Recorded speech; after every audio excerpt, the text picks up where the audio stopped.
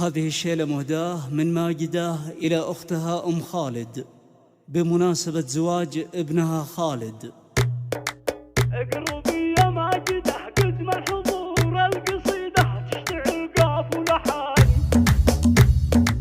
اقربي يا ماجدة قد ما الحضور القصيدة تشتعل قاف ولحان. والعبي يا بنت وافينا الشبور والعنيب الزين حسادك لعان. والعبي يا بنت وافينا الشبور والعنيب الزين حسادك لعان. والعبي يا بنت وافينا الشبور والعنيب الزين حسادك لعان. اعرضي لين الحفل يستاد نور خلي اللي تنقهر تاكل تبن. والبنات اللي بهن ثقلوا غرور كان فيهن خير خليهن يجن. زينهن لو يكسر رقاب الطيور في حضورك ينتهي ما له ثمان. يحسب ان نفوسهن بنات حور في ثيابكم من مرة طغان. يوم جيتي باينت كل الامور دنقن بالروس قدمك وجهتين. عافين انفسهن وراحن في دبور يمكن اكثرهن يموت من الغبين. من شعرك يفوح ريح من البخور وفي عيونك هبه وقوة وطان. درة من دونها 7 بحور ما تغيرها صواتي في الزمان. والهدية من كل اختك ما تبور الهدية غالية بغلة ثمان.